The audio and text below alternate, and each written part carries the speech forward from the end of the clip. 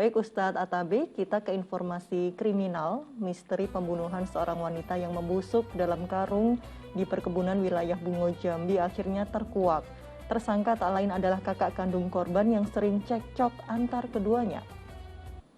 Turun.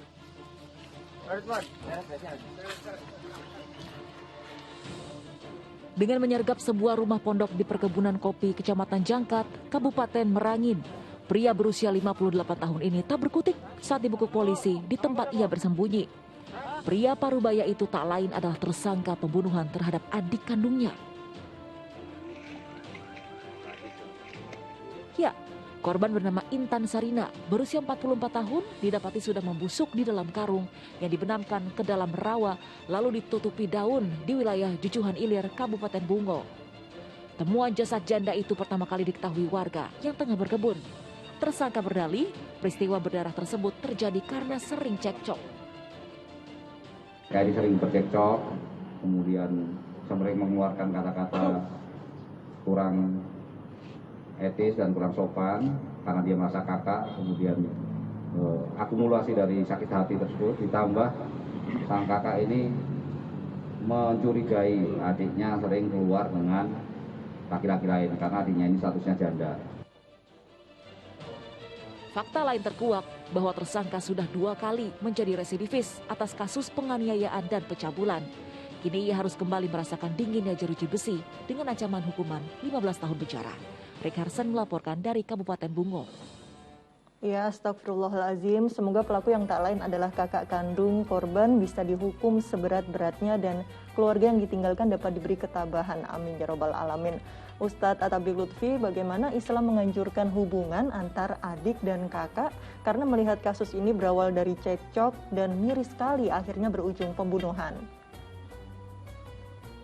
Astagfirullahaladzim ya Mbak Cinta, ini sesuatu yang tidak boleh terjadi karena ikatan persaudaraan adik dan kakak adalah ikatan yang paling erat. Kenapa? Karena ikatannya adalah ikatan nasab dan keturunan dari ayah dan ibu, dan itu menjadi ikatan yang sangat suci dari Allah Subhanahu wa Ta'ala. Nabi menuntun bagaimana hubungan antara adik dan kakak.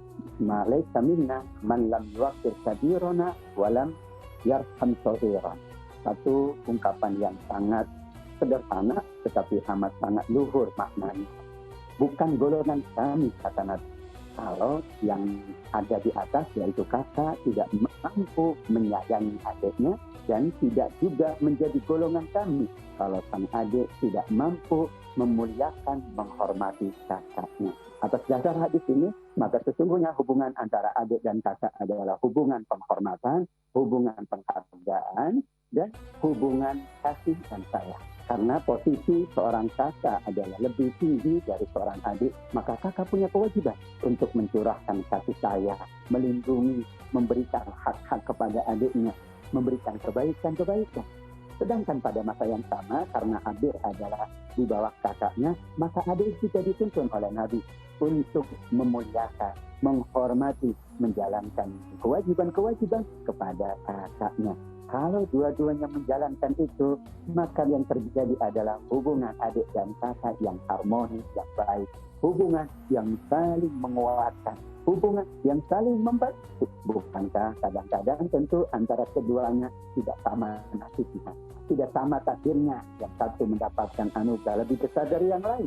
Disitulah kenapa Nabi mengingatkan hubungan yang sangat erat antara kakak dan adik, karena di situ bisa saling membantu, bisa saling meringankan.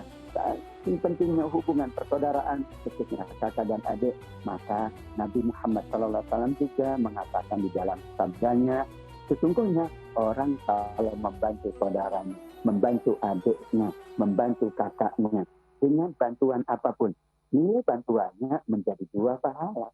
Pertama adalah bantuan itu berpahala, karena memang membantu siapapun berpahala. Namun yang kedua adalah karena ada ikatan yang diperkuat dengan membantu, maka menjadi eratlah hubungan itu. Jadilah 2 pahala yang disiapkan oleh Allah Subhanahu wa Ta'ala untuk adik dan kakak, untuk kakak dan adik, untuk sesama saudara, manakala mereka saling membantu, saling menolong, saling meringankan, bahkan saling mendoakan insya Allah. Insya Allah, seharusnya dengan adanya ikatan darah antara kakak dan adik ini bisa saling membantu, menolong, bahkan jika ada masalah bisa diselesaikan dengan kepala dingin, begitu ya Ustadz. Lalu bagaimana perannya orang tua ini Ustadz? Kalau adik kakak usia anak-anak kan orang tua pasti akan turun tangan. Nah kalau cekcok atau ribut adik kakak yang usianya sudah dewasa, orang tua masih turut diperbolehkan untuk turun tangan atau bagaimana cara melerai yang baik? Ya Mbak Cinta, memang posisi orang tua sampai kapanpun tetap orang tua. Meskipun anak-anaknya sudah menikah, anak-anaknya sudah berkeluarga, karena posisi orang tua adalah posisi yang dianugerahkan oleh Allah Subhanahu wa Ta'ala. Namun bagaimana kewajiban orang tua karena anak sudah dewasa, bahkan anak sudah mandiri, bahkan anak sudah berkeluarga, maka berbeda tentu kewajibannya. Ketika masih kecil, maka kewajibannya menjadi kewajiban utama, kewajiban prinsip, mengasuh, mendidik, membesarkan, memenuhi apapun yang dibutuhkan oleh anak-anaknya.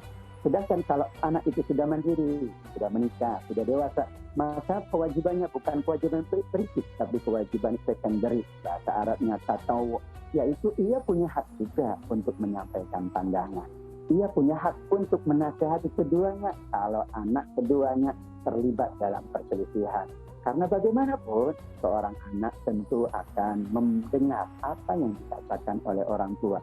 Seorang anak pula akan hormat kepada orang tuanya. Disinilah sesungguhnya masih ada peluang bagi orang tua untuk menyampaikan nasihat, menyampaikan pandangan. Karena bagaimanapun status orang tua adalah status yang tidak akan pernah berakhir.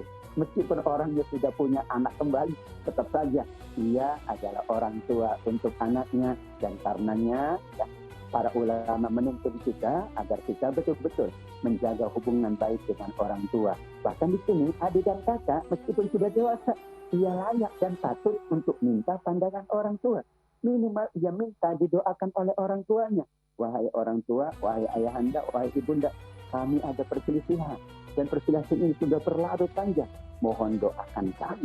Kalau mungkin tidak bisa diselesaikan dengan damai dalam tanda kutip karena ketidakmampuan orang tua, bukankah kita juga bisa minta orang tua mendoakan dan doa orang tua untuk anaknya? Apakah masih kecil, sudah dewasa, sudah menikah, sudah berkeluarga, tetap mustajab di sisi Allah Subhanahu wa Ta'ala.